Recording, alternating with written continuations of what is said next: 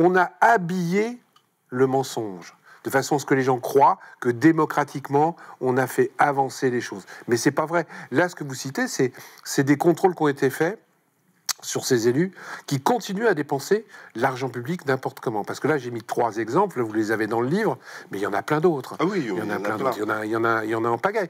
Et pourquoi ils se gêneraient? Ils ne sont contrôlés qu'une fois par mandat. Il y a de l'argent en plus. Mais c'est toujours les petits qui morflent. Moi, j'explique dans mon livre. Encore une fois, qu'est-ce qu'il y a de mieux depuis 10 ans? Citez-moi un exemple par rapport au peuple. Là, faut pas me lancer sur la question, sinon je serais pas là. Parce qu'il paraît que tout va bien. Il paraît que ça va mieux. Il paraît qu'il y a moins de chômage. Mais non, tout ça, c'est des mensonges. Tout ça, c'est des mensonges. Ça va pas plus bien. Moi, j'arrive pas à voir qu'est-ce qu'il y a eu de mieux pour le peuple depuis une dizaine d'années. Rien. Par contre, ce que je constate, c'est que pendant la pandémie, par exemple, le CAC 40, les bénéfices du CAC 40 ont explosé.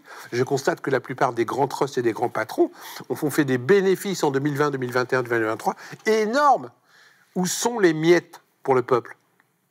Où est le ruissellement? Moi, je ne le vois pas. Par contre, je vois des élus qui s'engraissent. Je vois des élus qui truandent avec nos deniers publics. Je vois des élus qui s'en mettent plein les poches. Et qui, en plus, nous culpabilisent.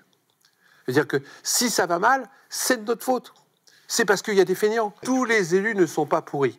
Qu'on soit bien clair, et je le dis partout, et je préfère le dire à chaque fois, pour pas faire du poujadisme, etc. Oui. Par contre, je reconnais, et j'ai les preuves, que plus on remonte en haut de la pyramide, et ceci n'est pas un geste maçonnique, je prévois, plus on remonte en haut de la pyramide, plus on s'aperçoit que les élus ne foutent rien. En 2018, 60% des ministres du gouvernement avaient déjà eu affaire au fisc.